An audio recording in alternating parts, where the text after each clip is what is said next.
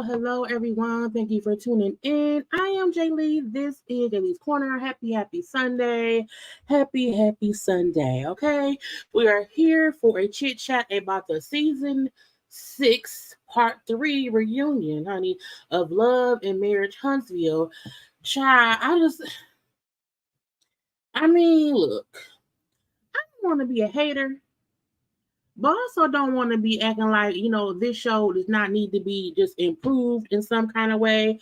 Not necessarily canceled, but I just feel like is Carla's going to keep acting like this show and the same show, going over the same things for the past 6 seasons? Like, we have really not gotten much new because I feel like Carlos keeps trying to have the same narrative and have this as a male Martel show, and let's keep discussing their business, but acting like we don't want to discuss their business while discussing their business. Okay, but let's get into what we came here to get into.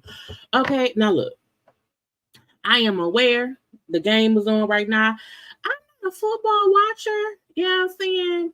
The people who supposed to be watching football is watching football, okay? And the people who will let me know if we won or not will let me know if the Lions won, okay? So y'all know I'm still rooting for the Detroit Lions. That's my team. We are here, you know what I'm saying? But I'm just not a football person, okay? But I know the last time I checked, it was 10-10. So all I can do is hope and pray, okay? Hope and pray that we win, okay? Because that's what we're going to wish for. Anyway, happy Sunday. I am feeling a bit better. I was a bit better last night. We had a live last night of some foolishness. Okay, so go ahead and check that out on my channel. But we're here for this right now. Okay, but y'all know first things first. If you have not done so already in the tea, make sure to subscribe to my channel, become a whole JayBird. Make sure to also like the video, comment in the comment section, and to also follow me on social media at JayLeesCorner on IG, Twitter, and TikTok and whatnot. I was not on camera last night, but I will be on camera today. Hey y'all, how y'all doing? I just put my lipstick on and threw on a hoodie and combed my hair. Okay. Let's hope I continue to feel. Something bit me though, y'all. Something bit me, and I'm like in there hurt. I don't know, some kind of spider or something. And I'm like, I don't like getting bit. I woke up yesterday feeling a little bit better, but also feeling bitten. Okay, feeling bitten, and I'm leaving that beat. But I'm here. Okay, y'all happy to see my face. I'm happy to see y'all. Okay, and a good time will be had right now. I may come on around here around 7 or 8 tonight and do a little gossip chat. Okay, maybe 8 because it's almost 5:30 right now. So maybe around 8:30 because I don't watch Potomac either. So I might have a little gossip chat, you know what I'm saying, later on tonight. So be sure to come back around here or at least look at my channel at around 8, 9 o'clock to see if we're going to have a gossip chat for today because I've been not doing content since Wednesday. Okay, I got to get my money. I got bills to pay. But how y'all doing? How was everyone? Okay, hello. I am feeling better. And even the live that I did last night, she got some more ice. Oh, that's delicious. And I know I'm feeling better because I really started getting sick probably Tuesday or Wednesday because I drink a whole lot of water. And for some reason, Wednesday, I didn't realize I didn't drink much water. I had like maybe 2 sips of water that day, and that ain't normal for me. Okay, and I have not been able, like I haven't really been thirsty. You know what I'm saying? And so today I've been drinking the waters. Okay, but yesterday's live, we discussed the homeless couple that was evicted from the storage unit.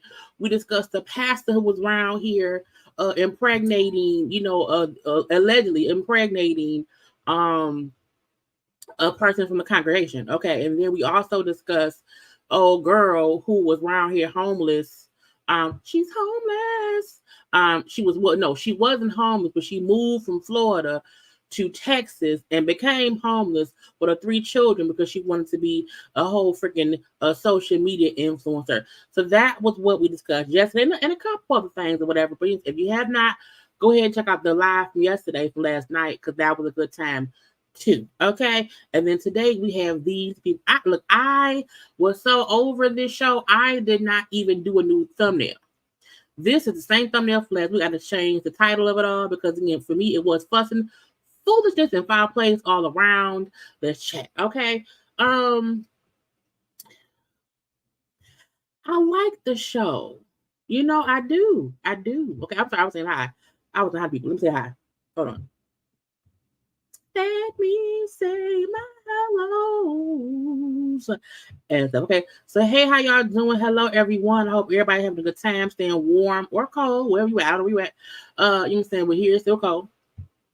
But I hope y'all are doing good. Okay, hey, I'm watching Detroit. Try to make it to San Francisco. Like, I hope we win. Like, I was, look, because I asked him, like, what was the probability of us getting to Super Bowl? You know what I'm saying? And he said, I don't know. I hope we win, because he's a for sure Lions fan. You know what I'm saying? A diehard Lions fan. Like, he's right now in the midst of it, okay? But when he said, like, I do hope we'll win, but we may not, but even if we do not win, for how far we've gotten, like, that's a win within itself. So for me, I am happy that we made it. We won the playoffs. Okay, we are in the running to get to Super Bowl. So I was like, for where we come before as Lions fans or whatever, it's a great thing. Okay, so we're going to see. Are we up by 7 now? Okay. Well, that's good. That's making me feel better. Okay. I also look, it is predictable. Love and Marriage Huntsville. It's not even that it's predictable. Sometimes it's ridiculously predictable. You know what I'm saying? And I'm like, okay. If it's the Broncos, probably go to the yard because they are dangerous. I woke up. I woke up yesterday and felt like it was a small little hump or like a bump, and I was like, "What in the world?" And I looked, and it just looked like you see a bug bite, you can see like where it bit you at. So it's like a little itty bitty, little raised skin parts. But then you can see, to me, it looked like if a scorpion stung you or if a bee stung you, and it's just is that. So, and this the one itty bitty area that I can tell is from a bug bite. It's just tender, but I don't know what bit me because I don't know. It got me in the middle of the night in the heat of the night. I missed the laugh yesterday was really, really good. Okay, the mistress and the pesto. Okay, Bitter Betty getting on my nerves as well. 9-17-17. Lord Jesus, y'all. Okay, look, just let me know if they won or lose. If they lost. Okay, you know what I'm saying? Carlos is a bit delusional. I'm gonna get into that as well. Because I feel like his style of producing is chaos. And I'm gonna let y'all know why, okay? But hey to the people, hi, how you doing? Hello. Happy Sunday and good times will be had by all. Hey Tammy. Hey girl, how you doing? Let's get into these people. Let me get my notes for this stuff. Because we know last week where it left off, okay? We was around here having to deal with Bitter Betty, Stormy's mama, and her fussing with Mel and stuff. And I still feel like, and I haven't watched the full review because I don't like watching anybody else's review until I've done mine. And I really don't watch. The only other people who reviews I watch of shows I review is Rox, because Rox doesn't do many reviews, so I have to watch what she does. Okay, so when Carlos and Dustin has been doing the reviews of this reunion, I haven't watched it yet, but there was a clip that was on IG that I saw where they were discussing, Bitter Betty talking to Mel, and when Dustin, Dustin, who I also know was on Foxo last week. I didn't catch it all because I was, it was birthday time, sick time, and work time or whatever. But I saw clips of him on there. Dustin is a really well-rounded commentator of stuff because of how he goes in and explains things. And I don't know if it's a Detroit, Michigan thing or whatever, because Alex, Alexander Rodgers always says how I read people. You don't see it while I'm saying it because it's so slick. And Dustin is the same way, where I can realize that when he's talking that he's reading you don't even realize it. And I love that way that he explains things and talks through things, and it's very eloquent, but it's also a read nonetheless. Okay. And him just talking about how Bitter Betty was basically a fan of the show, a Twitter troll, if you know, who got on the show and then was able to go at who she don't like on the show. And when he mentioned, the whole Monica thing from the Housewives of Salt Lake City, and I like how he compares, and Monica came on the show and she added to the show. It wasn't even about her being a Twitter troll or being a trolling page or whatever. She still came on the show and she gave show. Bitter Betty came on the show to be Bitter and Betty. And that's it. And had no real reason to be pissed at Mel. Not really. A lot of people watch the show and have their opinions on this, that, or the other, and that's cool. But once you get on the show and you take yourself as a fan of the show and you're still a fan of the show, it doesn't make for good TV.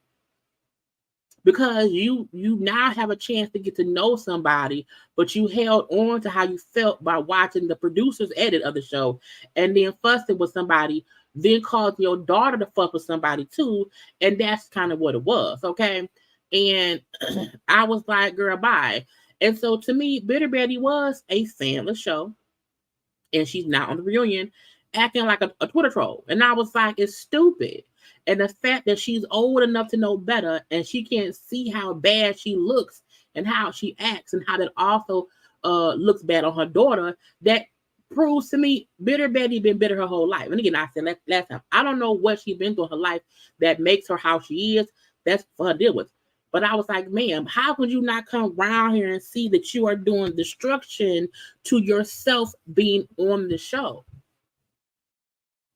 If you want to be the top dog in these chat rooms, why not stay on the show? But you can't even be around here and be conscious enough to be a regular ass person. No, you want to be Bitter as Betty. And it was weird to me. Okay, weird to me. And her telling Mel, well, mind your business. Mind your business. And you know what I'm saying? You not my mother, you not my daughter. I don't have to do what you tell me to do. Because Mel was like, girl, leave me alone. Like, leave me alone. And Bitty Betty, Mel too young to be your mama. And Mel said, I don't want to be your daughter. You call her bitches and hoes and all these things or whatever I'm saying. I don't have time. And then when she said, why you so irate, Mel? Why are you so irate? Why are you talking to me? You know what I'm saying?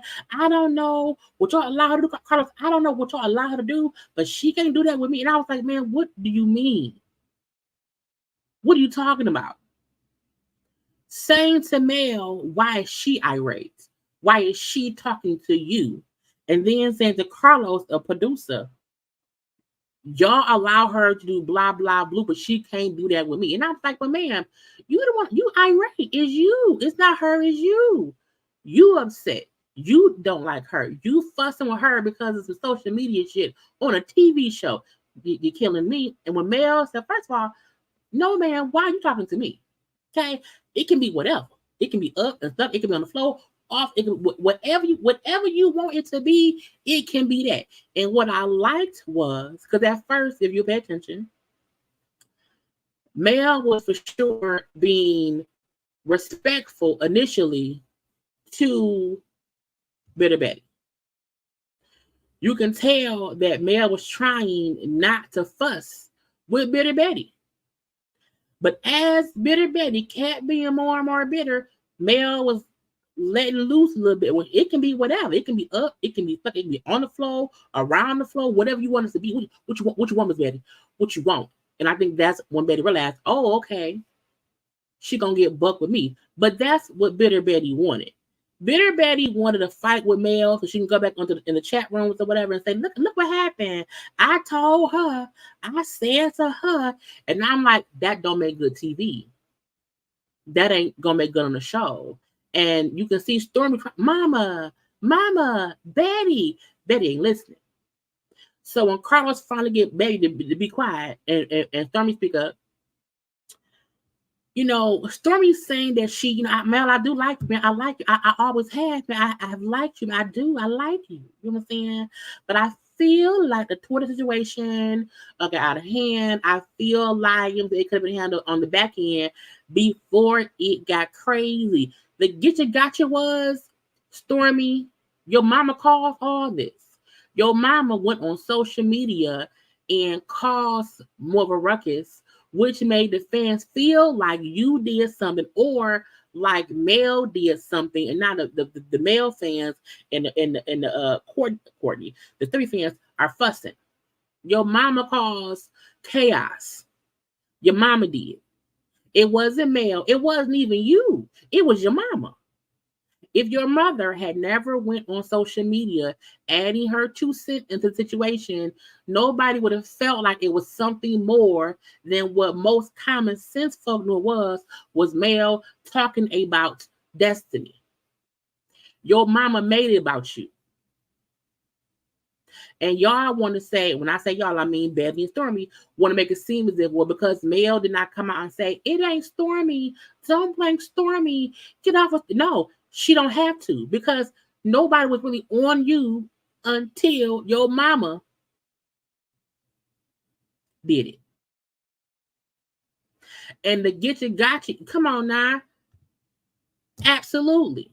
Stormy and Mel, who, in my opinion, are 2 of the only business women who are showing, and I'm not saying that Tisha or Kimmy or whoever else don't have things going on. What I'm saying is Stormy and Mel are 2 of the only women on this show showing other women what it looked like to run a business and grow it from the ground up. They're using this platform, they're using social media to show their business. So to me, they will be a great duo, even how they can get back with people. And Kiki could be too. And I think that's why Mel and Stormy has not thrown Kiki to the side. They also hold Kiki accountable when she do things. You know what I'm saying? So to me, Stormy, even because when Stormy then said, like, I respect you. You know what I'm saying? Because you know what it's like to build a business. You built this. Meaning Mel, look, say what you want. Mel is one of the people who built the Love American Huntsville franchise up, and then used that platform to make her own platform, which is how she do her Mel stuff, the 7th Avenue stuff, and all her business or whatever. So Mel has built it from the ground up, and so I love the fact that Stormy's like I admire that everybody around here has done something. Okay, but her saying that I don't want you feeling like our issues is because my mom don't like you. But Stormy, but it is. It is. Even if it ain't that you don't like Mel, even if it's not that your issue is not because of how y'all feel, you still need to realize what your mama did caused you to feel some kind of way too.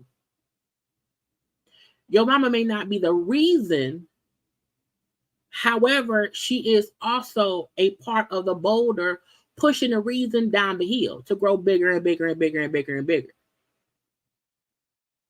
Because when your mama is up here fuss, your mama should have no reason to feel like she has the right to talk to anyone how she talked to Mel on your behalf.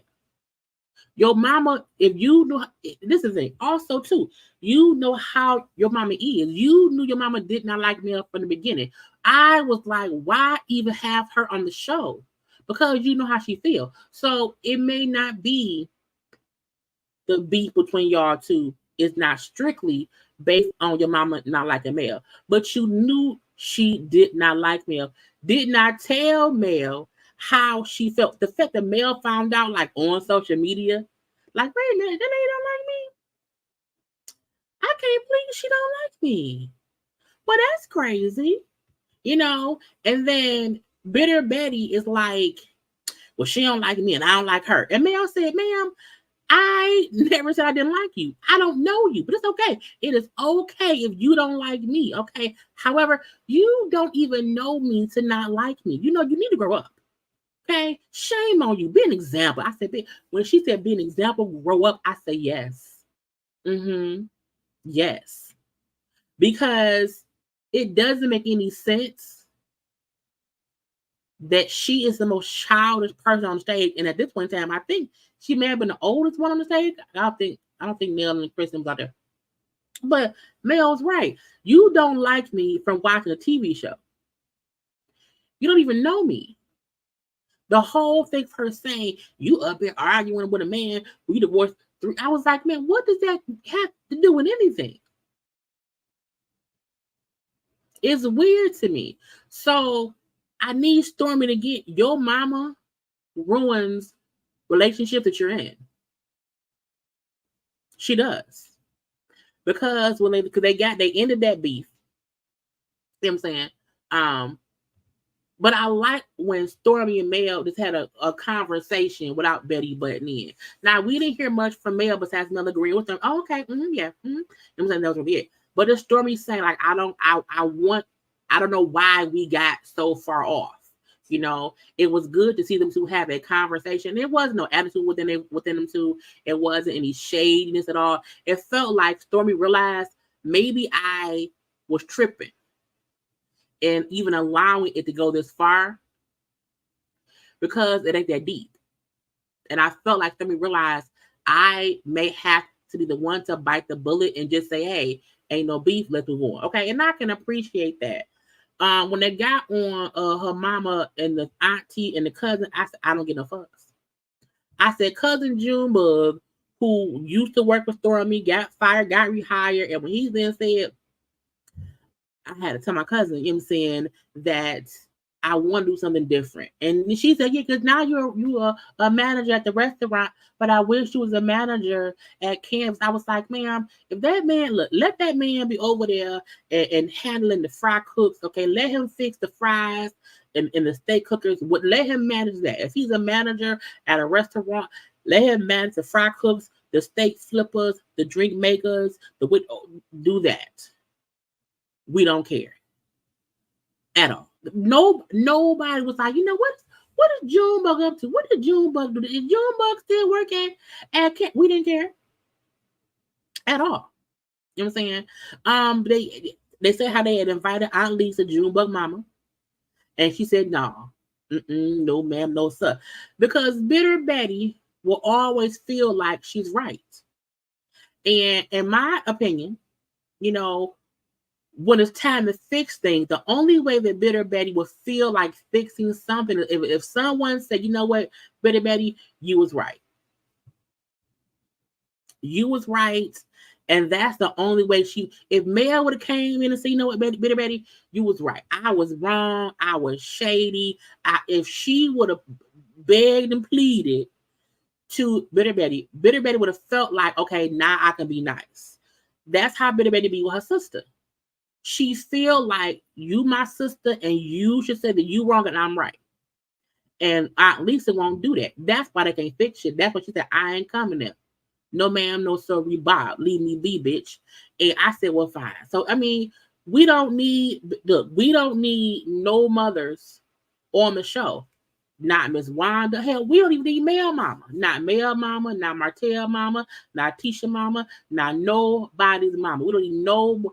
We learned the only mother on the show that did not cause like drama was Mel's mom. Even Martel Mama was messy as hell.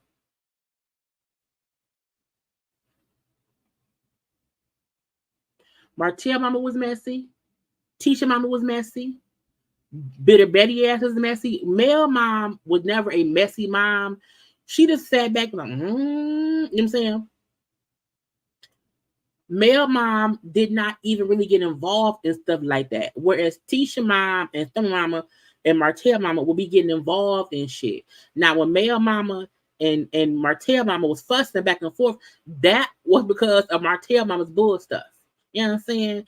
And I'm like, no, if y'all made a choice to get rid of Wanda, get rid of Betty. Because Betty is a fan of the show who do not know how to separate being a fan of the show and being on the show. Now, she don't have to like Mel, but she don't have no real reason to not like Mel. That's the issue. She don't have no real reason to not like Mel. And she come in too hot as if she is on the show. It's weird. It's just dumb. And for no damn reason. Now, let's get to Neil and Chris. Now, in my opinion,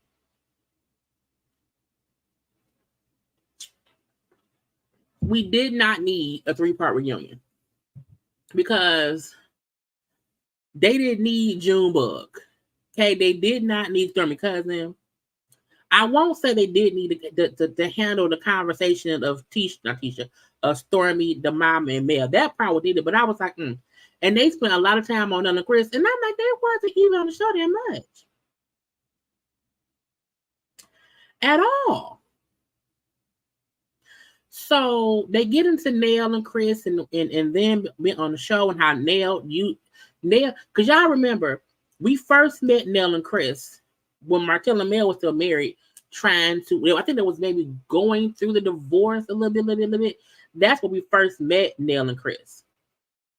And when Carlos said Nell did not want to really be on the show. And she said, well, yeah, because as you see, we have family issues as well with our kids or whatever. Now, what I did not like, they really only covered Nell saying that, little Chris be borrowing money. He gets upset because he don't like being called out, and I'll be the one like, hey, get the money back. And he like, I ain't got it right now. So she's like, I'm going to start, if they borrow money, whatever, pay it back when you can. I won't keep harping on it. I'm like, first of all, you should never let anyone borrow money that you can't afford to not get back. You know what I'm saying? Period. Because sometimes people want to pay you back and they can't. That's why they borrowed it. Okay. Now with your kids, now I haven't had to borrow money. Now my mama gave me money because she birthdays, holidays. You know what I'm saying? My mama give, whatever. But I haven't had to borrow money. But when I do borrow it, I'll give it back. You know what I'm saying? But she I had to borrow money. But she's they be borrowing large sums of money. I'm like, what are they doing? What's going on?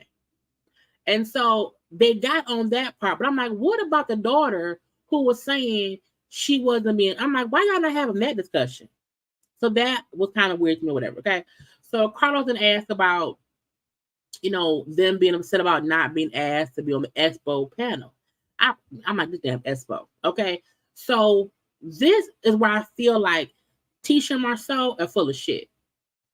And how Chris and Nell pulled their card. Because when Chris said, me and Nell have been in business for almost 30 years, you know what I'm saying?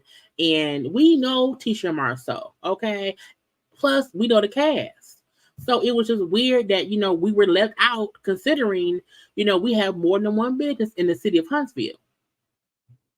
And when Nell then said, my biggest issue was Tish, and the fact that Nell called Tish and not Tisha is funny to me.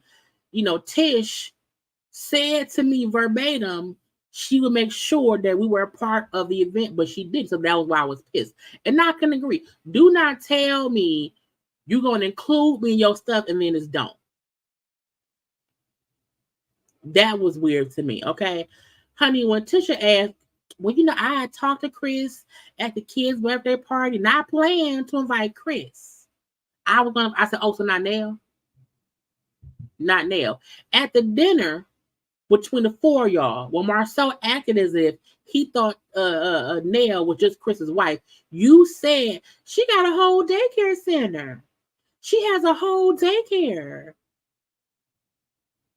She has a whole daycare. And I was like, so you knew at dinner with Nell, you knew she had a daycare. Meaning you knew she had a business within the thing. Okay. So Tisha saying how she was going to invite Chris. She then said, but I then shifted my focus and focused on only including the core six. You know what I mean? Martel, Mel, Kimmy, Maurice, her, and Marcel. And I said, when Chris said, oh, so Stormy was a part of core six, I was like, got him, because you can't say you told Nell you would make sure to include them. Then said you was only going to invite Chris. Then said you're going to focus on the core six. But then when he pointed out, so how does Stormy get invited? Because she's not a part of the core six. So Tisha full of shit, and she can't lie straight. It seemed like Tisha purposefully excluded Nell and Chris for whatever the reasons may be. Because you had no, I'm like, Tisha around her backpedaling the pussy popping.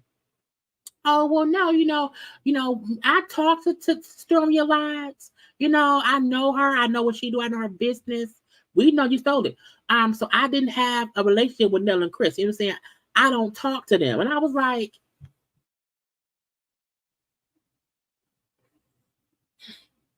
that's fine. If you say you were cool with Stormy, you know what Stormy do, blah, blah, blue, that's fine. But why did you tell Nell you would include her and Chris? Why did you talk to Chris and plan to invite Chris? And then not only did you not include them in the thing, they weren't invited. Even though they're on the cast. You included Stormy and Courtney, basically Courtney because he's Tiffany and Lewis. We don't know what Tiffany do either, but she was there. Girl, I'm gonna So when Marceau then goes into saying how, I seen Chris one day he came down to Black, and he came and he was in a work truck for a cleaning service. And Chris said, oh, it's my business. I have a cleaning service. Oh, I didn't know that. You're a realtor. And he's like, well, yeah. You know what I'm saying? And this fool gonna say, I think what's sexist for Chris to tell me about his cleaning business, but did not tell me about his wife stuff. You know what I'm saying? Trying to hide. I was like, full of shit. Right here. Because if y'all don't know them, why does Nell call Letitia Tish? Why which means to me, y'all used to her calling you Tish. Don't nobody who don't know me have a nickname for me. Okay. Y'all call Chris Fletcher. Because y'all know him, and that's what you call him. When you don't know someone, hey Chris, y'all been speaking about Fletcher in passing for a couple of seasons because Martel know him. You know what I'm saying? So the whole thing about, I didn't know that Chris and them had a cleaning service. You think we stupid? You think we dumb? They can't admit they was being just petty. And my whole thing was, you can't say we want to have an event to help the people of Huntsville and have them talk to people who are in business, and y'all have access to someone, a couple who has at least 3 businesses in Huntsville that has been in working order for almost 30 years, and y'all don't want to include them in the event. On Love and Marriage Detroit, which I barely watched, okay, when that one dude had an event that nobody showed up for, and he included Marceau, what that means is when you know somebody who can add to your event and they're on a show that you are associated with, you include those people in the thing. You don't respect Mel because she sells t-shirts, is what Marceau said.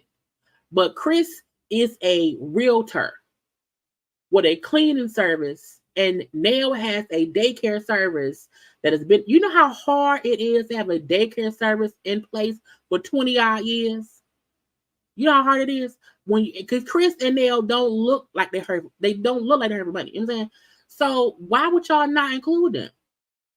And then to make it seem as if, well, no, we know, I talked to Stormy. Or no, y'all got Stormy because Mel dropped out. Because Stormy wasn't in on that NAM meeting. She wasn't on that NAM meeting. Stormy was not included until Mel said, hell no. And you needed somebody who's a big name. Again, you excluded these 2 people because you're being petty on some bullshit. You know what I'm saying?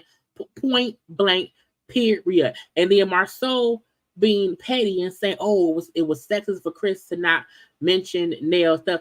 That's Marceau acting.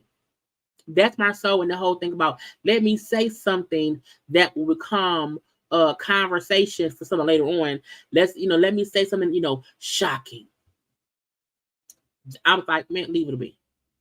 Now they then asked Tisha, why did you feel the need to ask? This something that I was saying too. Again, she's saying, I don't know them. I'm not I don't know them. And when Karla said, well, why did you feel the need to ask Nell and Chris about them cheating in their marriage? Who asked somebody they don't know about cheating? Nobody. Because how did you know there was still cheating going on? You want to know how Tisha knew to ask the question? Because Marceau knew that they had cheating issues. Well, you know why? Because they know them. Nobody randomly asked anybody, have your husband cheated on you? Y'all done with cheating? You ask that question to a couple you know has had that issue. Why? Because they knew. The town knew. Bitch. And when Tisha said, y'all know me, y'all been watching for 6 seasons, okay? And y'all know I am very direct. Bitch, you not direct. You're not, and I mean, bitch, respectfully, you're not direct. At all. Now, Messy Carlos. The fact that Chris and Nell cheating happened, who knows how long ago? Nell, how did you find out about Chris? I was like, why does that matter? Why does that matter? Carlos asking, how did you find out he cheated? Did the other lady tell you he cheated? Did y'all separate? Why you go back? Chris was just one woman. I was like, what did that have to do with anything? Chris cheating on Nell, however many years ago, really did not need to be a question asked because we all know he cheated. We know Nell found out. We know Nell left him and they got back there later. Carlos is messy. He's messy. And Nell said, and you can tell Nell was upset. She said, look, you know, somebody else told me it was not the lady. It was not her. The lady was cheating with. It wasn't her. She said that person would never have had the gall to come and tell me. Ever. But somebody else told me. I was asking Chris. Chris was denying until he had no choice but to admit it.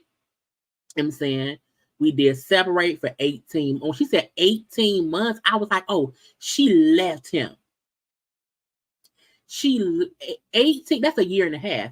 She left him. And what I can, this is why I like the Fletchers, because they're not ignoring their past. And when Nell said, I found out, I got pissed, I left him for 18 months, meaning they had enough time apart to figure out, you know, what they want to do. You know what I'm saying? And her saying, like, I went back because I loved him and I forgave him. And we, you know, they worked things out or whatever. And Chris did say it was only one woman. It was not. Chris said it was one lady. I don't believe that. I feel like back when Chris was cheating, he had sex with one woman, but something about how he said yes made me feel like I'm not. If it was more than one, I'm not going to admit it. She know about one person, and I would not dare say nothing else than what I told her. Leave me be messy. Carlos is messy, but I did not like the fact that they even. I was like, that don't matter at all. And I think Chris probably felt like, why the fuck would, because I have not remember what I told my wife back when I cheated, you know, and it's weird because I felt like, are you asking Nell and Chris about the cheatation because people feel like they cheated, you know, well, he cheated, you know. And when they then got to, you know, the Holtz, because Carlos asked, you know, because y'all had the cheating situation, Nell left for 18 months, y'all were able to get back together, you know what I'm saying? And now y'all still together now, whatever. Is that why y'all was trying to help Mel and Martel when they was going through shit? And if you remember the episode, it was only like 1 or 2 episodes that were in before. They really were trying to counsel Mel and Martel. And the issue was Martel, because that is when Martel was still like throwing coleslaw in Mel's face in conversation. And you can see that Chris and Nell, even separately talking to both of them, were trying to fix it, but Martel kept throwing goddamn bombs and it's blowing up everything. You know what I'm saying? Because he was pissed because Mel was not trying to accept his cheating. And when Nell was like, well, yeah, you know, because, you know what I'm saying? She said, we talked to both of them together and separately, and we knew they loved each other. You know what I'm saying? And I felt like when Nell said, like, I can tell that Mel loved Martel. Meaning, Martel, in my opinion, forced Mel to leave him because he just was not going to change.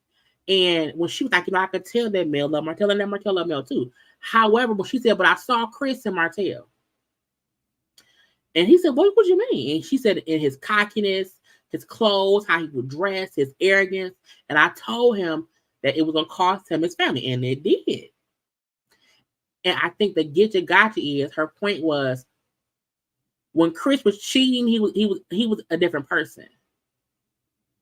And that's who Martel was being. And Martel just wasn't listening to anybody. Martel, you got to stop it. You have to stop. You have to stop.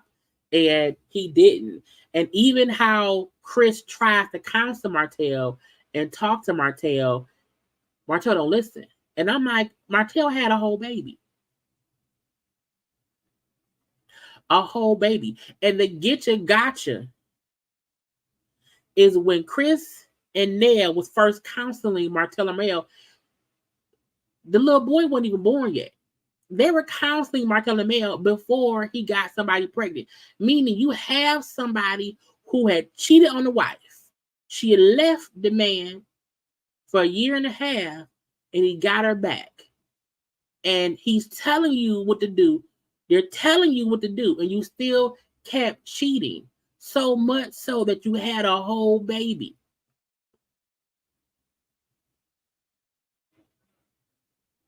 A whole baby.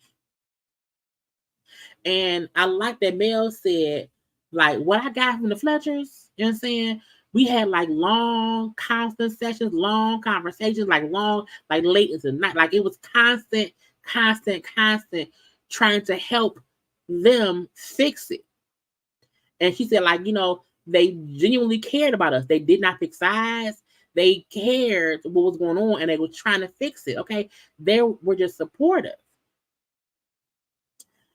And when Nell said, I told Martel, if he keep doing what he's doing, he gonna lose his family.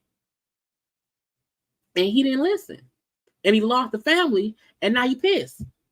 Because what? Because he lost the family. And I was like, what is your fault? You know. And I feel like when Martel says stuff like, oh, they pick sides, seeing them have a conversation about all, it made me know they did not pick sides. They did not at all. You can tell they try to talk to Martel, and he feel like they pick Mel's side because nobody allows him to get away with his bullshit. Martel likes to call it picking sides when no one wants to side with his lies, deceits, and human cheatation baby. You can't expect anyone to pick your side when a whole human was formed from your cheatation. Okay? They then get on the whole Houston trip. Okay? And when they like, Martel, who was the lady that, because, you know, it was, they hosted the Houston trip, you know, Nell and Chris. And while I feel like Martel having that lady around there was not disrespectful to Mel, I can understand Nell saying it was disrespectful to them as the host of the trip. Because Kimmy said how, you know, Mel and Martel ain't together no more. So it's not rude to Mel. However, I do feel like if we host a trip and you invite a stranger to the house without telling us, that is rude. Because how do you know how many, like, we don't know her. What if she came here and stole some shit and we in an Airbnb and now we held liable? What if she's a killer? Okay, what if she around here or she, you know, like, anything can happen, you know what I'm saying? But like, who was that lady who crept in here? Because it wasn't as if somebody came over at like 8 p.m. Who was that lady who came round at 1 or 2 a.m. in the morning? Okay. Oh, well, you know, she came to give me a massage. They was like, what kind of, and Mel said, what was the massage table? I said, right. If she came to give a massage, where was her massage table? Oh, my bed. I was like, right, your bed. Because y'all banging. He just aggravates my spirit. You know, it fully aggravates my spirit or whatever. So he said, I don't need permission to have company. But you do, because it wasn't your trip. You didn't book that house. And also, I need to know who's here. I don't want to be around strangers at all. At all. Now, when Maurice said how he had came down, he was getting some water, whatever he heard. When Maurice kept jokingly saying that the girl scaled the wall, I said, not scaled the wall. But he said he, you know, saw the girl and said, did you know her? He said, no, I didn't know her. He said, I thought it was somebody I knew, and then I could say hi, but I didn't know her. Meaning it wasn't even Coleslaw or Sheree. So he had a random chick come and meet him in Houston, Texas. See what I'm saying? That's the crazy part. Now, Nell again say it was a random female. You can say it was our trip or whatever. It's kind of weird. We're weird. And when Kimmy, Kimmy and Maurice, why they here? For what? They had no purpose for the trip at all. Okay. But Kimmy like, I don't care. You know what I'm saying? Because like, at the end of the day, Mel and Martel ain't together no more. They're not together. so was not rude to Mel. Okay, she then said, "But Mel, didn't you get a massage?" Now the clip of that made it seem like she was being messy and petty, and then kind of was. Okay, and Mel said, "What do you mean?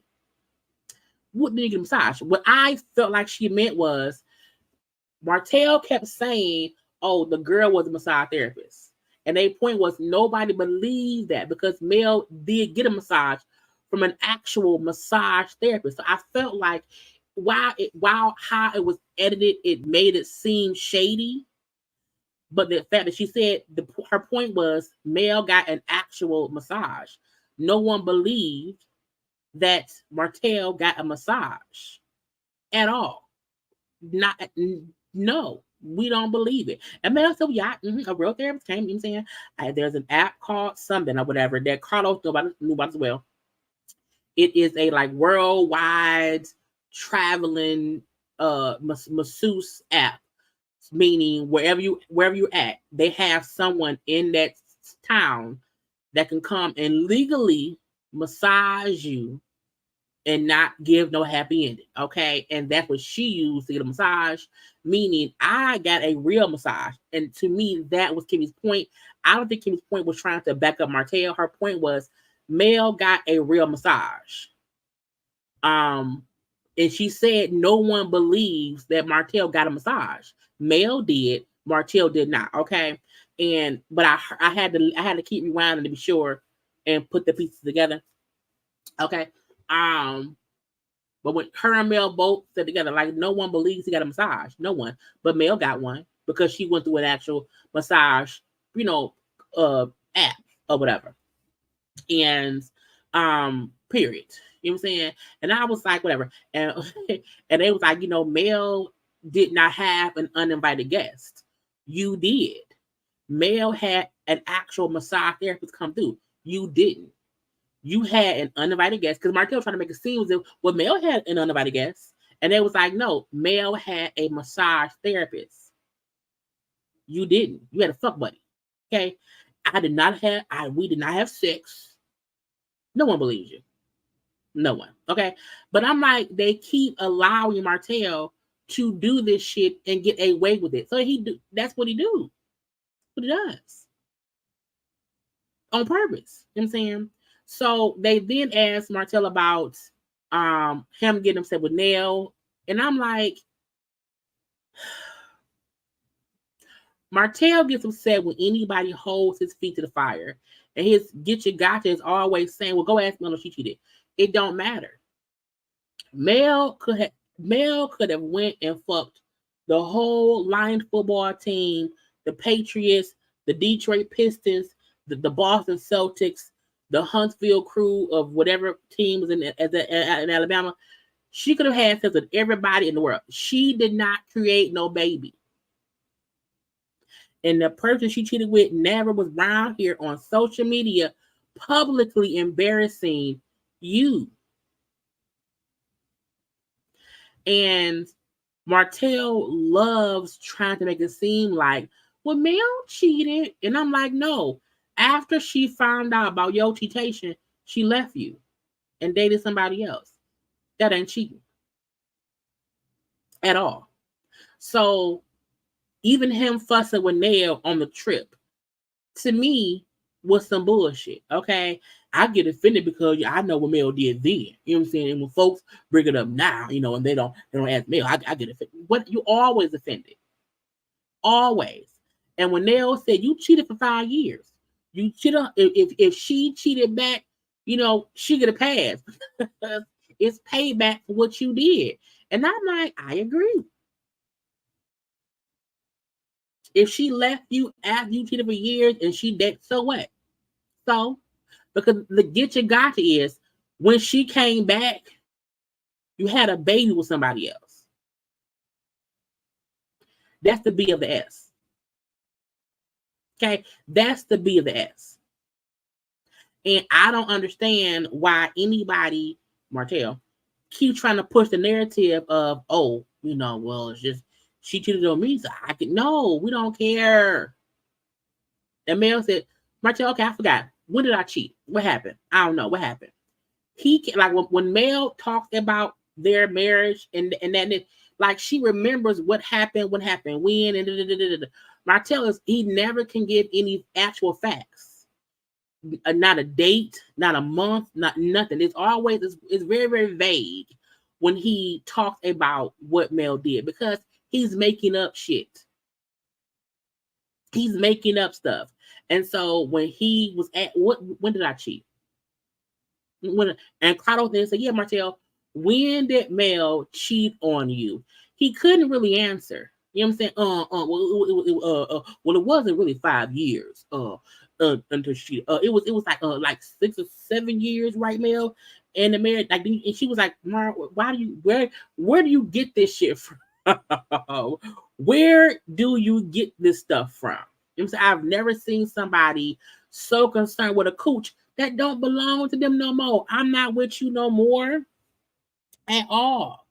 I am not with you. Get out my face, little boy. And I said, right. Now, at that point, they kind of fussing back and forth or whatever. And when Carlos then said, no, let's not discuss. Let's not discuss. No. You know, it's been 6 seasons of y'all. And I was like, Carlos, nigga, you asked the question. You asked the question. You can't ask him about the cheating and then get pissed when they start fussing about the cheating. You ask the questions, but again, I digress. Mel said, look, all I want to know is where is his proof? Where is his proof? He been lying for so long. Don't call me a liar. I'm not lying. Yes, you are. Yes, you are. Okay. Look. Carlos then asked Chris about allowing Martel to fuss and yell crazily at Nell. Now, Chris said, you know, I look at them like we are brother and sister. You know, we are close or whatever. So when they fuss and argue, whatever, I just feel like it's brother and sister fuss and argue. You know what I'm saying? It's like siblings. Now, Mel was like, look, I don't care how close we are. I told Chris I felt it was disrespectful what Martel did to Nell. You know what I'm saying, and you know, no matter how close the person is, you should never disrespect your friend's spouse. You should not even have to try to not be disrespectful because why? It's your friend. It's your friend. It's dumb. If Martel cannot be around here, when he talks to women, if he can't show himself, he needs to walk away. He never does. Woo! Child, let me show you. First of all, I already know he's excited.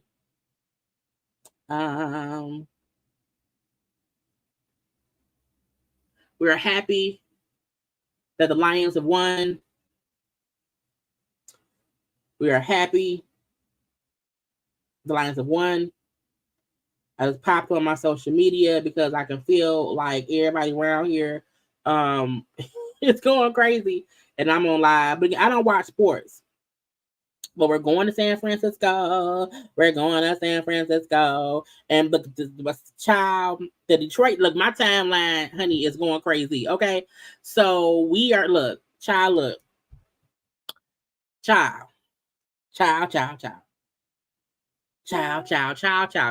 Okay. It is amazing that we did it. Okay. Because it could have been tough. You know, it could look. The Lions have not always been, you know, the best. You know, we have had a lot of trying times in the world. Okay. And if we win, child, if the Lions go to the Super Bowl, oh my God. Okay. So we're playing the 49ers. You know, but congrats to us. Okay. Congrats to us here in the D. Okay. We love our teams and it's great. But let's get back to the show. Martel full of shit. Okay. You know, Mel, like, you know, he should stop being rude or whatever. Martel brings up how him and Nell both owe each other an apology. I call bullshit. And when Nell said, but you walked up on me. Well, I'm sorry for walking up on you, Nell. Martel even apologized like a pussy. He gets on my nerve. When Martel said that if a woman raises her voice, then a man can raise his voice back at her because that is a woman overstepping her boundaries. I said, boundaries? Bitch, what? Not her boundaries.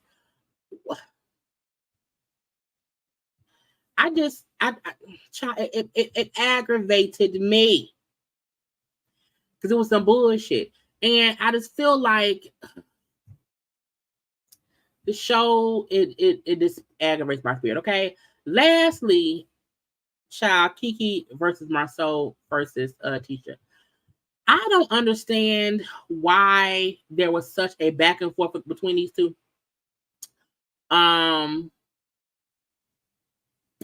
Y'all, take one little second, do some water. Take one little second, y'all, and like the video.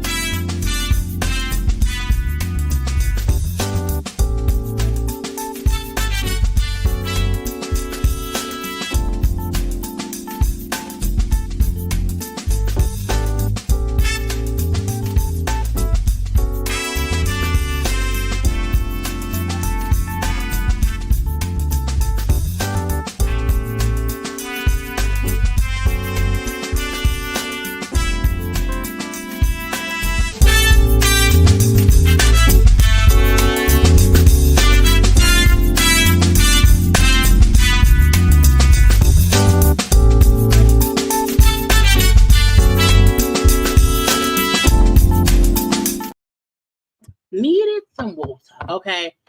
Tisha, Marceau, and Kiki.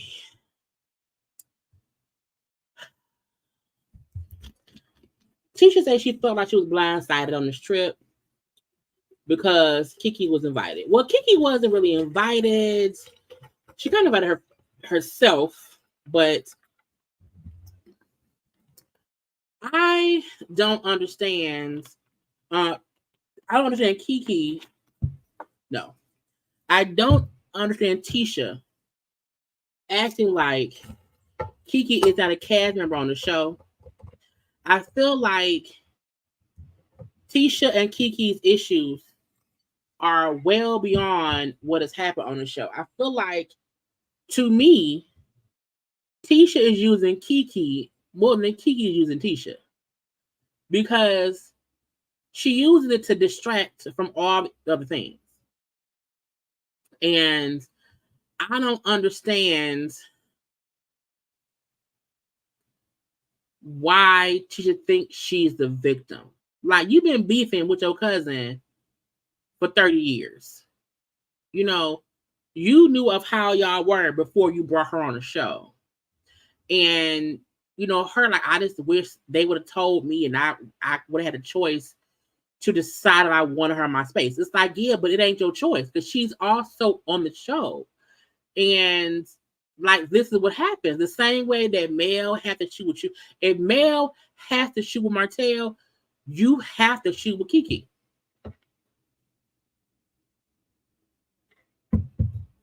Period. You know, and her, so I made it clear to everybody I did not want to be around Kiki. I'm saying, and look, this is why I like Kiki. And I know some folk don't like Kiki. But Kiki said, I didn't come up there, well, down there, okay, over there, to make things right, okay? I just wanted to express, I knew what I did wrong and try to make amends and say what I did wrong, okay? That I wanted to be clear that I knew it was wrong to talk to drink or whatever, but I owned it. I was wrong or whatever. It's like, I also wanted to have a good time. And I was like, Kiki is a lot of things with Kiki. I just don't feel like Kiki be right here lying. Because she admits to so much crazy things. I feel like Do she have a reason to lie? Like, Tisha has been, when Kimmy wasn't defending Tisha then pulled in Kiki to go at Kimmy at that picnic event back in like season 3 or 4. Okay. Every time Kiki brings up something that was already brought up on the show, Tisha then plays victim. And she then uses that to negate having any kind of conversation about what's being talked about. If I can just blame Kiki, then no one will question me about nothing. They spend more time on Kiki and Tisha's bullshit than the fact that Tisha is a bad person who did not invite Nell and Chris a thing, stole Stormy's information from her website. You know what I'm saying? Tisha did things that we skate over. You know what I'm saying? And when Kiki does something, I did it. Kiki came on television and admitted to her drug problem. Technically, that wasn't nobody's business. Tisha Marceau told that business. Tisha Marceau made that an issue. When Tisha got upset because her, like, Kiki said stuff to Mel about me and Marceau, and she kind of forced Kiki to say, yeah, but what you did to me was worse. You out here telling folks about my drug issue. That's worse. That's worse. You know what I'm saying? And I feel like Kiki said, I came here because I wanted to have fun. And I wasn't, it was what it was. You know what I'm saying? And Nanelle did say that, she did tell Kiki, hey, maybe you shouldn't come because they can go left. Okay, maybe you should stay there and talk to Kiki. Talk to Tisha when we get back from Houston. And Kiki's like, no, I want to do it right now. You know what I'm saying? And Carlos said, well, is y'all relationship dead forever? Now, yes, dead. I don't know why she want to keep fixing it. You know what I'm saying? We family, yes, but I don't want her in my space. You know what I'm saying? That family keep telling me to fix it. But I don't think I've done nothing to Kiki. You know what I'm saying? And so I'm done. Now Marceau mumbled that, I don't think it's, she done. And again, Tisha is using Kiki for her storyline. Because now I can be mad at Nell because Nell had Kiki around. I can storm off from talking to Kimmy and Mel because they brought up Kiki. So to me, she's not trying to address stuff that's happened. She just wants to make it seem as if everybody's making it so tough for me because they keep bringing Kiki. That's your cousin. You brought her around here. And when Carlos asked Kiki, and to me, Carlos full of shit too. Because Carlos has also played the narrative, Kiki, the people said, you know what I'm saying, that, you was on the show because you're her cousin. That's why you're here. But the people feel like, you know what I'm saying, that you use that to get on the show and now you picked the show over Tisha. And I was like, how has she picked the show over Tisha? When she's the one saying, let's fix it. Tisha's the one that's saying, no, I don't want to fix it. I don't want her where on my show. Tisha's the one saying, I don't want her on the show. I'd rather be on the show without her than to fix our relationship. Period. So Tisha's the one picking the show over her cousin. In my opinion, okay? And when Kiki said, well, no, that was never my intention at all. Never. She said the plan was always for Kiki, for Tisha to bring me on the show. And that's what we've seen. People forget that's how she was introduced. Because Tisha wanted Kiki to go at Kimmy. They brought y'all, go back and watch. It's either season 3. I think it's season 3. After the reunion, where Tisha felt like Kimmy did not back her up against Mel, Tisha then brought Kiki on the show to fuss with Kimmy. That's why Kiki was introduced on the show because Tisha wanted her on the show. Now, this was after Kiki had a drug issue, because her drug issue wasn't recent at all.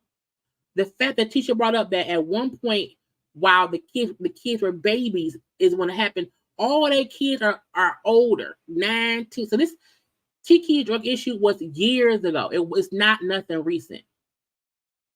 So the fact that after you knew that Kiki had a drug issue, you still brought her on the show to be your sidekick to go at Kimmy. Period. But folks forget that part. That's how Kiki was not introduced through Mel. She was introduced through Tisha. When Tisha got her degree and Marceau threw a congratulations picnic, he asked Kimmy to make food for it. And at the park, that's how we met Kiki. That's how we found out that Kiki knew Mel too.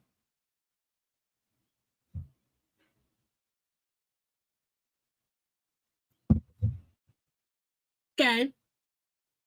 So when she said the plan was always to bring me on the show, that was the plan. It was supposed to be me and her against Kimmy, in my opinion. Okay. She said, but at some point, Tisha changed up on me and did not want me on the show. I said, she's right. You want to know why? Because she couldn't really go at Kimmy. She couldn't really get at Kimmy because Kimmy was Kimmy. And Kimmy wasn't having it.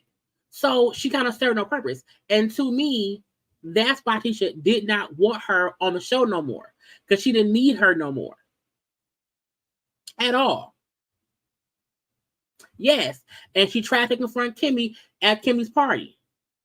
And they were sitting out front, sitting out in like the little waiting area, whatever, all dressed up. And Kim said, no, ma'am. No, ma'am. That's how we first met Kiki. But Tisha feel like people, because she looked different back then. Because even I said I was like, she looked different now. Like she looks a bit more put together. You know, now than she did back there. It was season either season 2 and 3 or 3 and 4 when that happened. And so her saying Tisha changed, it wasn't me. And some folk who wasn't watching back then are saying, oh, she's new on the show. No, y'all ain't been watching long enough to know the real deal of it all. And when Tisha said, I didn't change up, no, it wasn't me. You know, I know Kiki. I know her, you know, and I didn't want her on the show because of what she had going on. I'm saying she had issues that could ruin her family, so why come on the show? But she had those same issues. Again, this y'all, listen. Listen up, y'all. Listen up. Tisha's saying that Kiki had issues that could ruin her family. Tisha knew that Kiki and her husband had been cheated for years. Since before they got married. Tisha knew that Kiki had a drug addiction before. You knew all these things, but you still wanted her on the show to be your mouthpiece. And when she would not allow you to use her how you wanted her to be used, y'all got to fussing. Why? Because y'all in competition. To me, they're great as long as Tisha feel like Kiki is on her same level and doing what she wants her to do. And when Kiki feel like, bitch, I'm grown, you can't force me to do something, that's when they clash. Tisha plays victim, and Kiki is left to defend herself, and Tisha could always go back to what? She's a drug addict. You can't believe her. You know what I'm saying? That's the get you gotcha. When she again said, you know, something that can ruin her family, blah, blah, blah, blah, blue. Okay. And Kiki said, first of all, it's 2 things in my life that could cause issue. And remember, y'all, when they kept saying something is in Kiki's life and it's a big secret and blah blah blah. What the Tisha Marceau tell Mel for they let that secret go on for like 2 seasons. We thought she had bed, but like it was all kind of shit. And the thing, all it was, but in the past, she had the drug addiction. So when she said the 2 things is, one, I was addicted to pain pills. And I've only done pain pills. I've not done any other. It was just me and the Percocets or whatever. I'm saying, and then the cheating in my marriage. You know what I'm saying? She said, but I'm not ashamed of it. You know what I'm saying, she said, because the cheating stuff does not affect just me and my husband. Meaning, who we cheated with. You know, if that comes out, that does affect other people. But I'm not ashamed. You know what I'm saying? But it ain't nothing else. And I was like, if Kiki had all these skeletons, why was the one big bad they kept bringing up the drug stuff? You know what I'm saying? The drug stuff. And it's weird to me that nobody realizes they always moving the goalposts. They always moving the goalposts, because before it was, we had to tell Mel and Martel about her drug use because we could not allow her in a house if they didn't know. Now you're saying, oh, well, we didn't want her on the show because of this scandalous secret that's worse than the drugs and the cheating.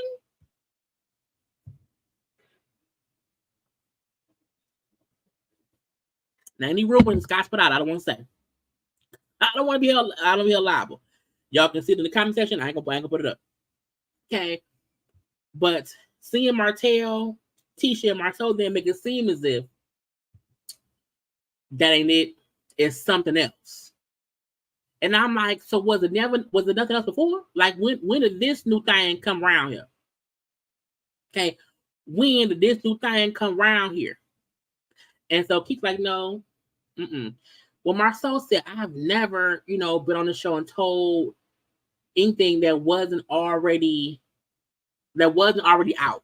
I've never told a secret, somebody, whatever. To me, it feel like y'all love alluding to things in Kiki life to let the narrative run wild, because y'all know how the fans do. Because you just sat here and told folk that her husband, you don't want to tell us what's going on, but you told us about the cheating in their marriage. They have young kids. Did the kids know? You had no issue saying you cheat, your husband cheat. Back in the day, you paid money. All the stuff that Tisha said, had no issue saying, exposing all this stuff. But now they want to be deaf mute. Now they want to allude to something else that no one knows. Now, the whole time that Tisha Marceau was alluding to this, all the time, Carlos ain't saying shit. Carlos letting the run free. Say it all. And Kiki's point was, look, the only issue stuff that deal with my marriage. You know what I'm saying? I face my problems or whatever. I have nothing to be ashamed of. A part of me feel like if it was something else, she would just say it. She would just say it, because she's always, now they held on to the drug shit for a long time, but she would just say what it was. It aggravates me that Carlos allowed so much to be said against Kiki, but in my opinion, he didn't really allow Kiki to defend herself. You know what I'm saying? Now, when he asked Kiki if she wants to mend things with Tisha, and she said, well, yeah, I would be lying if I said no. You know what I'm saying? I get pissed off a lot, whatever, and I get pissed, I get hurt, and I go for the jugular. I do. I know that about myself. However, I do still love my cousin. And Tisha then said, well, yeah, right. You want me to divorce my husband, you know what I'm saying? You said all that stuff about me earlier, whatever. I'm saying, you want to stab me in the back. And I was like, you exposed that lady marriage, Tisha. Because let's not forget, nothing that Kiki said about Marceau was new news. None of it. She never even said he cheated. Never. everything that came out about Marceau came out before Marceau. All Kiki said was, in the past, she has had conversation with Tisha about cheating. Meaning, yes, Tisha has felt like her husband could have cheated. That was it, in my opinion. Once Tisha felt like I can't use Kiki, that's when she changed. That's when she changed. Period.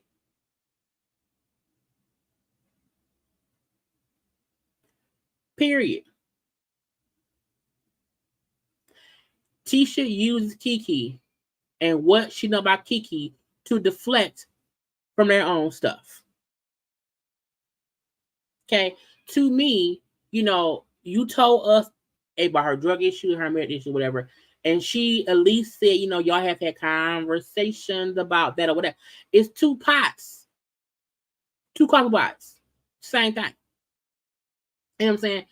Carlos then said, well, I hope for your daughter's sake, and I hope for your daughter's sake or whatever, y'all can get past this because y'all kids are real close. Tisha then said, well, yeah, like they're best friends. You know what I'm saying? And when my child asked about hanging out with Kiki's daughter, I have to make up excuses. And I was like, why? Why? And so Marceau then said, yeah, like we don't let the issues come. We don't let the issues come between us. I'm like, but Tisha just said that she makes up excuses when y'all child asks to, go play or visit with you. So y'all do. Because if y'all did not, why is Tisha making up excuses as to why y'all child can't, but whatever.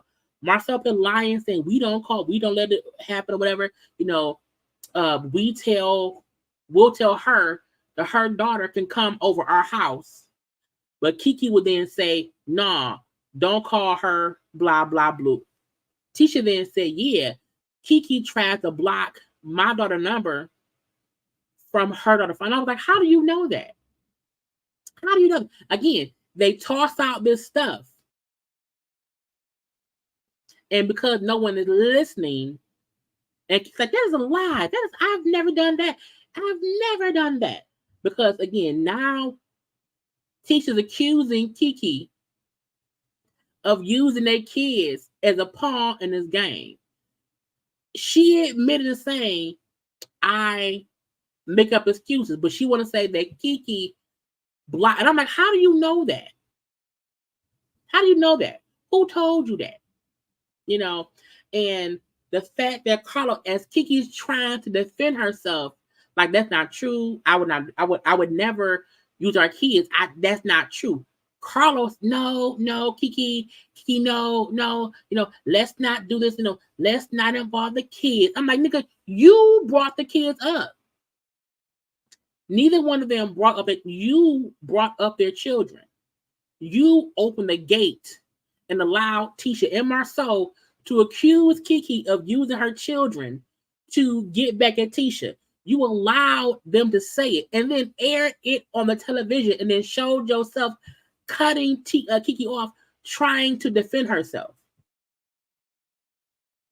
If y'all not talking and y'all ain't hanging out, how the fuck would Tisha know that Kiki blocked the daughter number? How would you know that? How do you not know that Kiki's daughter didn't block your daughter?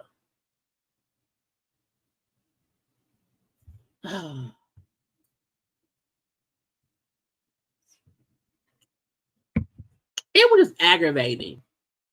It was just aggravating. Because in this reunion, I felt like Carlos was heavily defending Tisha and Marceau. I felt like he was heavily allowing them to say things and run narratives and then not allowing folks to respond. The same way when Tisha came at Stormy, we didn't hear Stormy rebuttal to Tisha. The same way he brought on Miss Betty to fuss with Mel. The same way for no reason he brought Tiffany and Lewis on for no fucking reason. Now they get into Tisha Marceau and this pregnancy shit. When I say I don't care, I don't care. I do not care. I feel like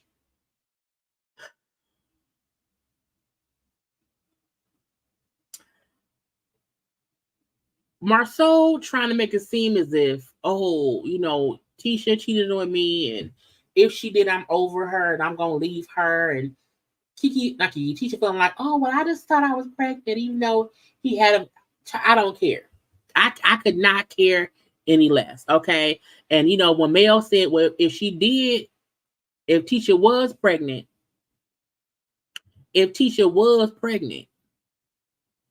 would you leave her? He said, well, yes, I would.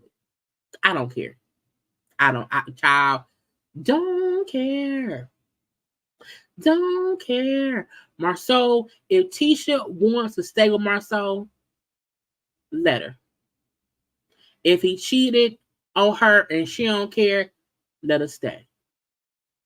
If her uterus dry up and his penis fall off, I don't care. When Marceau said, of course Tisha could cheat. She has a vagina. She has a mouth. I was like, people don't want Tisha to divorce Marceau because they think he cheated. People want Tisha to divorce Marceau because of how he is. It has nothing to do with the fact that he is. It has nothing to do with the fact that we would think he cheated. It's how he talks, it's what he says, and it's the implication of how he treats her as his wife. And the getcha gotcha is the same way on Housewives of Potomac when they went after Monique. And Monique said to Wendy, you next. And sure enough, she was next. I'm not wishing Marceau and Tisha to divorce. I'm not. I promise her. I promise her I'm not. My point is, Marceau seems like the kind of person who is so evil that the things he says about his wife, about women, about life, the fact that Tisha accepts it means she deserves to be there. But one day she may wake up once them kids are out that house and she don't have to be a mama no more to them kids. Maybe then she will realize her self-worth. Because again, my issue is not with the fact that, oh, maybe he cheated. It's with how he talked about her and how he speaks about women. But if she wants to sit there and be under that, let her do that. I think Kiki issue is, he ain't shit. And you won't admit to it. I know my marriage fucked up. We working on it. But you act like this is the perfect thing and it isn't. And that's why folks look at her and say, you stupid. It has nothing to do with the cheating allegations. It has nothing to do. It's fully about how to say, yes, she could cheat. She has a vagina in the mouth. I was like, who says that about their wife? Marceau. The show ends, they were sitting around there and you see Kiki and Marceau looking at each other. And to me, Marceau and Tisha were being antagonistic towards Kiki. This is about how they were looking at her and saying little smart things, okay? And when she said to Marceau, you ain't never had to pick me up off the streets. I wasn't never around here street walking. Because Marceau has alluded to her being out in the streets, walking, you know what I'm saying? I don't know, and he had to come save her from the streets. And she said, you ain't never caught me street walking. You came and got me twice, but I was not street walking. You were such a bitch. And then he said, well, come get me. And Tisha then said, whatever, I bet you won't cross the line. I bet you won't cross the line. I gave you one pass, bitch. I was like, first of all, Tisha, you not buff, bitch. And I mean bitch respectfully. What kind of? You not buck. You know what I'm saying? Because this is my thing. When Kiki tossed Kiki tossed a gallon of whatever on you, you did not move. Because when Marcel grabs her hand, that don't stop me. You know what I'm saying? A hand won't stop me. Tisha trying to act buck on stage because she's sitting next to Marceau and she know nobody gonna really fight at the reunion. Okay, so let me be buck now. Also, Marceau and Tisha were trying to force Kiki to react. Let's force her to act dumb and fight me, and then we can get her off the show. The same way Mel and Martel had it with Wanda. Because Wanda ain't been back since Madonna. Okay. Tisha and Marceau wholeheartedly was saying things to hopefully push Kiki to act out. And Kiki knew it. That's why she sat there and said she didn't buy into it. She cussed them out from across the room. But Marceau saying, come get me. Tisha saying, I bet you won't cross the line, bitch. They were trying to force her to react. And she didn't fall for it this time. You wanna know why? Because then they can say she's on drugs. She's on drugs. And she's showing y'all I can hold my composure. You know, because think about this. When Tisha got that drink tossed and doused on her, she didn't budge. She didn't even say nothing back. Why? Because she never the life. When Stormy called her husband a bitch a few times, she didn't budge. Okay? She never budges. Never. Okay?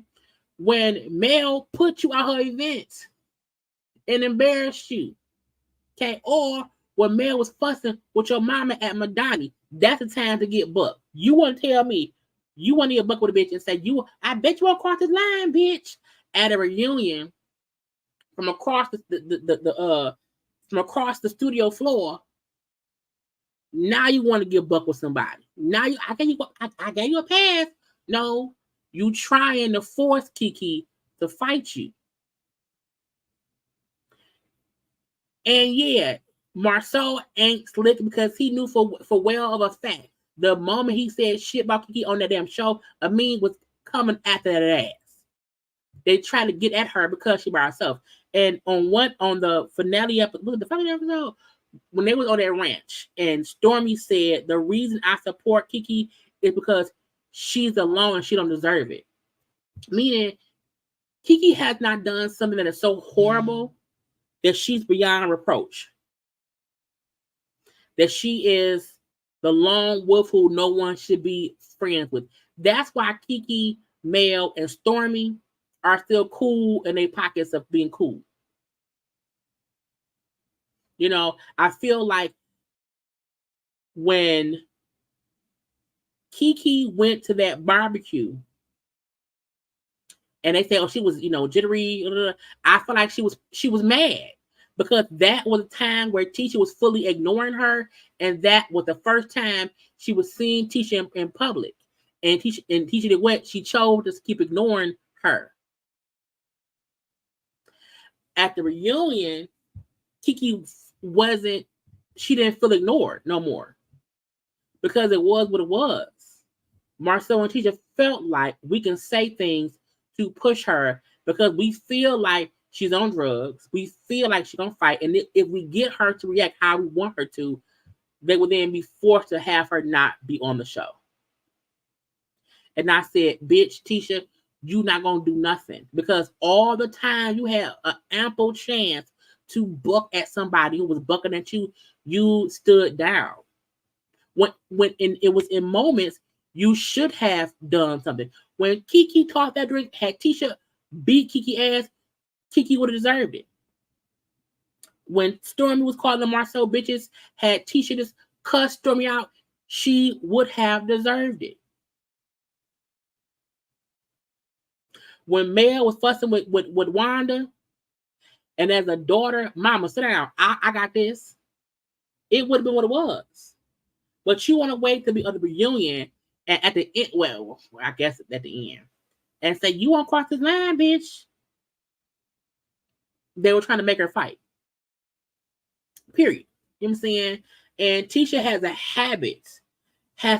habit of consistently getting bucked with folk at reunions and not in real time. Because she knows the reunions are like a protected space. Like, they don't have security there, but nobody really fighting at the reunion. Not on this show. Kimmy not gonna fight. Mel ain't gonna fight. You know what I'm saying? But they felt like Kiki might. Let's poke, poke, poke, poke, poke, and Kiki didn't fall for it. Didn't fall for it. Okay, it was bullshit. Bullshit. We then seen, Carlos, thanked. He thanked Tiffany and them or whatever. Say if you want to come back later on, fine. So they gone. The fact that they had Tiffany came on. Why was Tiffany here just to say the same shit she said her everything? I have postpartum. I need time to get on myself, whatever. Why was she here? She didn't give us nothing else besides that. He thanked them, whatever. He thanked, Chris, Nell, Stormy, Courtney, and Kiki for on the show. So I think that means they'll be back next season. There will be a new season. Let's quickly discuss Carlos. Because I don't think people can comprehend as much of how much of an age of chaos he is. Now, if Carlos used his powers for good, his shows would not be failing in the way they are. And I don't mean they're failing like no one watches them. What I mean is people are now hate watching the show. Seeing him seeing Carlos basically interrogate Kiki about drugs aggravated me.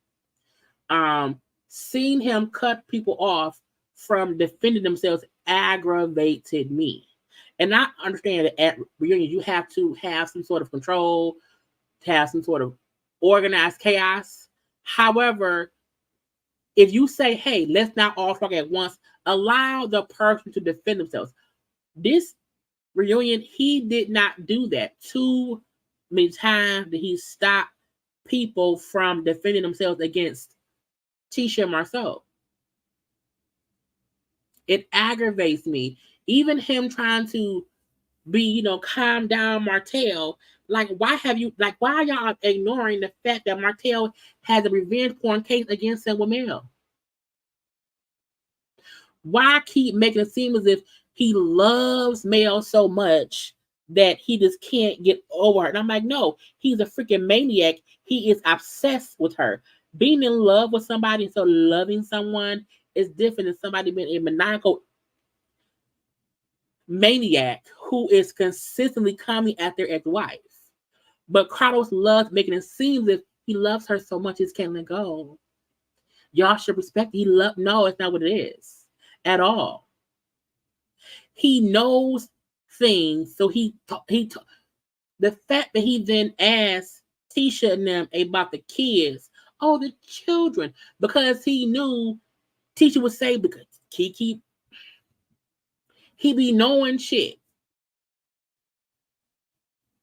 Not only this show, I saw a clip of the Bell Collective reunion where JJ and his daughters are discussing things, and he allowed JJ to talk cash shit about them kids' mamas, but would not let the kids respond back. I'm like, first of all, JJ's kids are adults. Let adults have conversations. Do not allow the daddy to talk cash shit about the mama and with the kids, they are in their 20s. They are adults. He sat there and allowed JJ to talk shit about Selena as if the whole world did not watch Bring It on TLC for 13,000 seasons. And we did not see their mama as an active participant in their lives. But he allowed the JJ to say the mama wasn't around, but would not let them defend their mama. He allows cast who don't have shit going on to use other cast for stories and then make the other person be the villain. Marie don't have no goddamn storyline.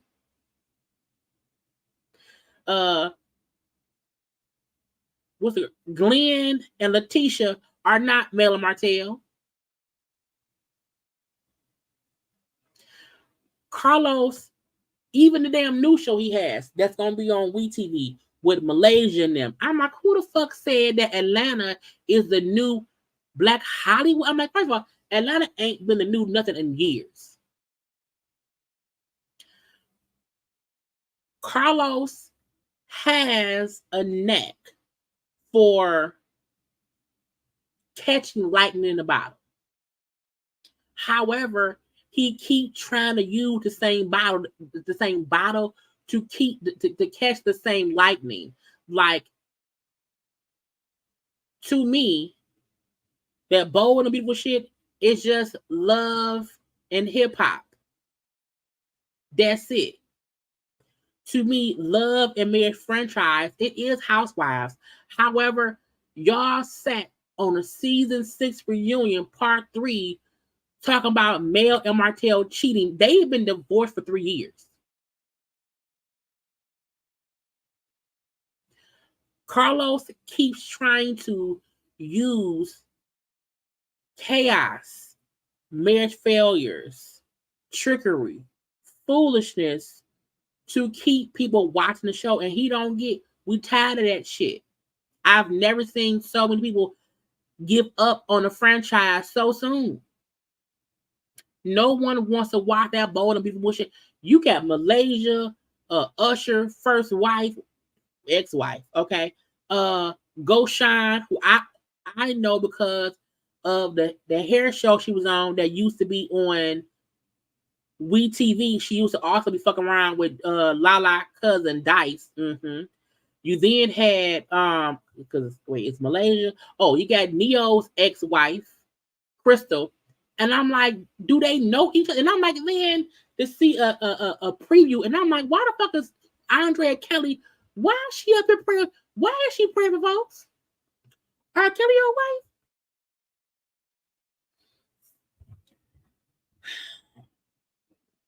I don't want to shit on a person who's from my city, or at least from my state. I don't know if it's from Detroit or Pontiac. I don't want to rain on his parade of being just a piece of shit person who is trying to cause division in households for profit. I don't want to say that. What I will say is Carlos is still trying to use the same formula that worked on Atlanta Housewives 10 years ago. Now, and that don't work. It doesn't. Not to sustain anything. And to me, the only reason it's easy, and this is no tea, no shade. The only reason Love and Marriage is the top show on OWN does not have any other shows.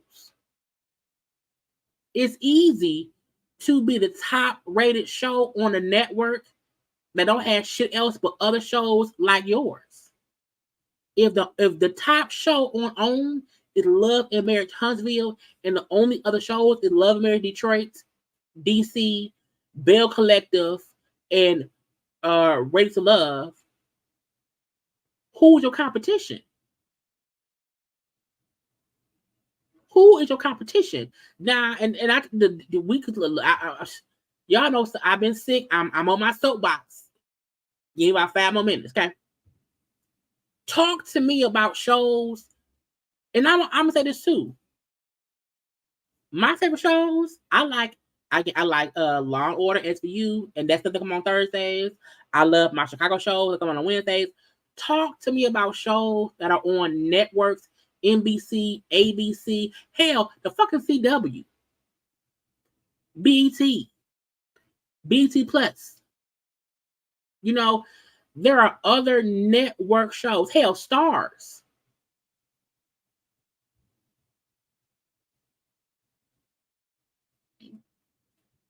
OWN is supporting Love and Marriage because it's cheaper to have reality shows versus scripted shows.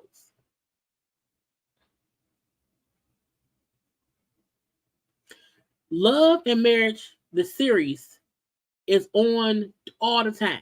The fact that the DC version has been on hiatus for a year, y'all are coming back. I think the episode starts next week.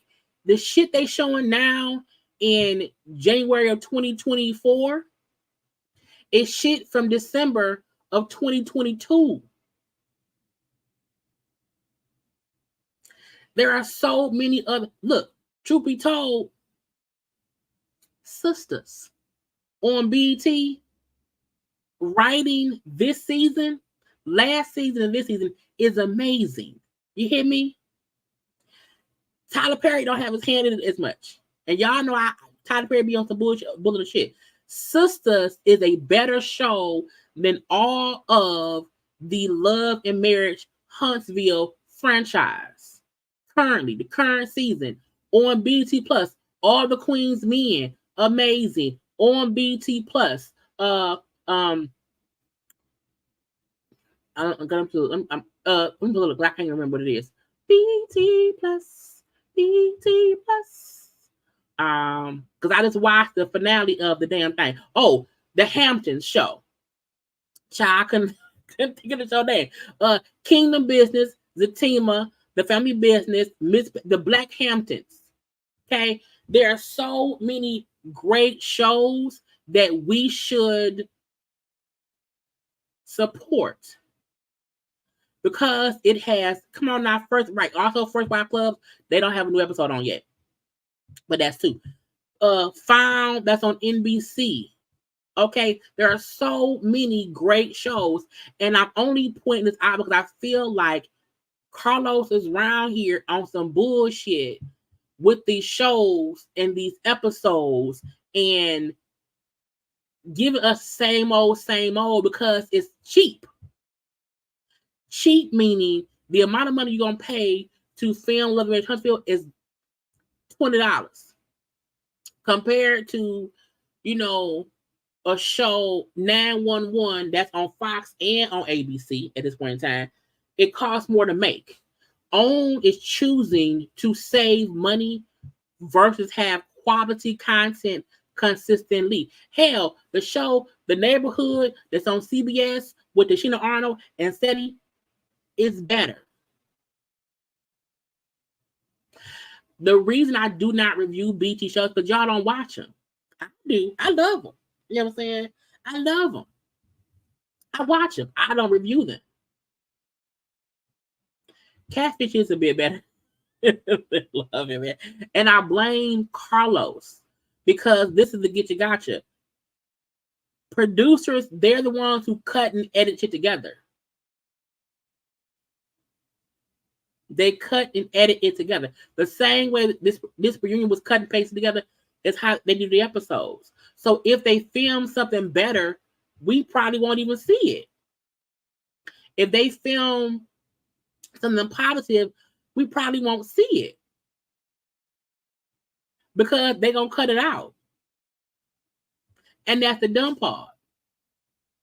That people don't want to own having the Love and Marriage, Bell Collective, Ready to Love, because what else comes on that channel on a consistent basis? Nothing. It's easy to be the number one show on a network when you're the only show on that network. There are great shows being canceled. Rap shit got canceled. All these great black shows, Southside, all these shows being canceled left and right, right and left. Why? Because the studios feel like it's cheaper to have reality shows or there's less expensive shows to be made. And the black shows be gone immediately. You know what I'm saying? So if Carlos really wants to be the boss nigga he is and be the producer he is, that's cool. But sir, show us something different. Even, I'm going to say this as well. The housewife shows may be the same premise, but each franchise is different. Carlos has the same Housewife of Atlanta staple. The same Housewife of Atlanta blueprint. The same Housewife of Atlanta thought process. Nothing has changed. Nothing. All of the shows that used to be on OWN were canceled. OWN had plenty of scripted shows. Greenleaf, Queen Sugar, Delilah. many other shows, Ambitions. They had All Rise. They had these great scripted shows, but they cost a bit of money. And they feel like it's easier for them to just film reality shows. Yeah. They never air the shit. We still don't know what Kimmy do, because they don't show it. It don't mean Kimmy don't film it. Like, we know I think she's maybe is she a realtor? I don't even know that much. Run the World was canceled, but at least Run the World was canceled on Stars, but at least Harlem was not canceled on, I can't think of which station Harlem was on. I'm not trying to shit on Carlos. I'm not. I'm saying, as a content creator, as a watcher of shows, give us something that we want to see. Okay, it's on Amazon. Thank you. It's on Amazon. I'm saying, give us something we want to see, but I see through your bullshit. Okay, you out here, creating these shows. You also the reunion host of all your shows because you want to be Andy. You're also a podcaster, YouTuber. Okay, all in the business of all the shows with your own. And truth be told, both Bravo and Carlos did a disservice to YouTubers, because in my opinion, I felt like Bravo saw YouTubers reviewing the shows, having conversations about the shows, and felt like, hey, we could just have a cast sit and talk about the shows in an after show chat. And because the YouTubers do it, that's how Bravo took money from our pockets. Okay. Carlos now has his cast interview on his show. So he's not reviewing his shows and stuff.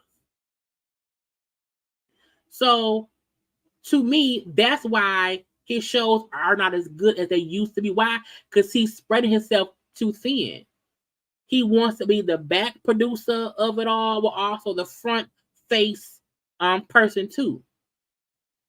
I'm no longer behind closed doors, and no, I want y'all to see me.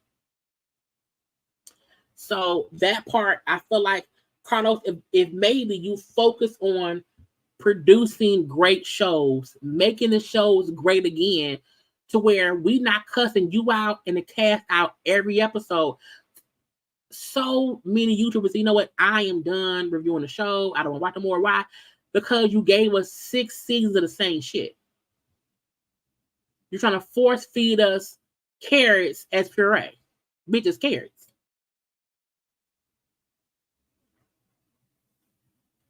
And I know OWN may not be able to compete with NBC, ABC, and those big networks. I get that. Cancel all these worthless reality shows. Okay? Bring back great. Every show OWN has had was a great show. It was a great show. They just did not want to pay for the shows. We loved Greenleaf. Okay? We loved Greenleaf. I was pissed when it was canceled. I thought we would get a spinoff. We love Queen. Where's Ralph Angel? Where's my Rye? Okay, where's Nova? Y'all was giving us great TV shows and then kept canceling them. But the fact that y'all have renewed this reality shit over and over and over, and y'all are not asking for something different. Huntsville and DC, same shit. And when I seen Winter put up how the fact that it was a hiatus in between the season, they did not have good ratings, all of that is going to factor. I don't know how the fuck the Love Marriage Detroit got a second season. To me, the fact that Love and Marriage Detroit got another season means they are more willing to put money into that show because it costs cheaper than giving us something better.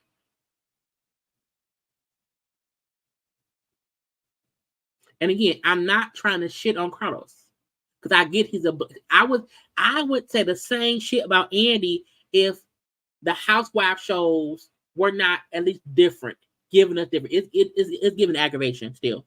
You know what I'm saying? However, I feel like what you get on Potomac is different than Beverly Hills. And that's different from Atlanta. And that's different from Married to Medicine. And that's different from Vanderpump Rules. And that's different from Below Deck. And that's different from Southern Charm. And that's different from Summer House.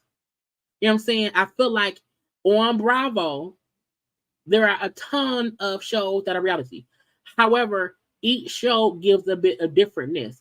Even if we know that Atlanta needs better, something different for Atlanta season 16, we know that. We know that we are tired of the colorism issue on Potomac. We know that's been aggravating. There's some divisiveness in there too. We know that we were tired of Kyle and Lisa Rinna on Beverly Hills. They got rid of Rinna. At least on Bravo, if you are watching the show, it's a bit different from the other ones. You don't get that on OWN. And I don't know if Carlos feels like the black folk don't care enough, and even with black shows, we still need some differentness. And he ain't giving us that at all. Not a bit. And he's avoiding the big stories. The fact that on Bravo, when Jen was in jail, it was covered. When Erica's husband was all that the lawsuit shit, it was all on the show. Teresa's jail stuff all on the show. Cynthia stuff be on the show. It's covered. Carlos and them don't be covering the. How do we not hear not nan thing about if Mel and Martel is in court? Some kind of conversation should be. Mel and Martel should not be able to not. They beefing in court right now, and on the show it was never really addressed because they're allowed to not really have full conversation. And I'm not saying that we should be in the courtroom with them or nothing, but how are y'all not able to say, you know, we're in court right now, right? You know, she's pissed. Why? Why Mel so bad? Because she's in court with him. How is the elephant in the room the elephant in the room?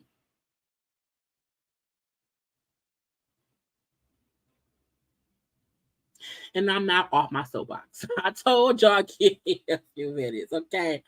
Oh, God. I just feel like when Love and Marriage DC come back, I'm almost not really caring because this is stuff that happened back in 2022 that we're just now getting in 2024.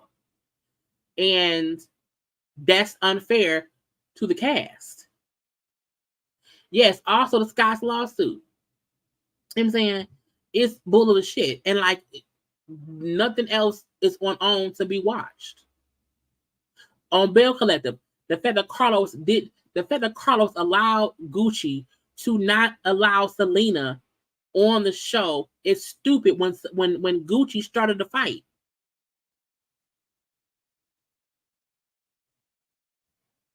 You're having a whole reunion discussing the incident and you're not allowing the other, even if Selena could not be physically in the building, to not have a specific virtual conversation with her is crazy to me.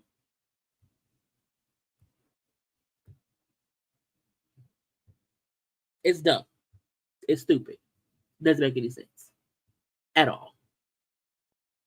So Carlos, I mean this with all sincerity. He may not never ever see this, okay? Because Carlos barely has females on his stuff.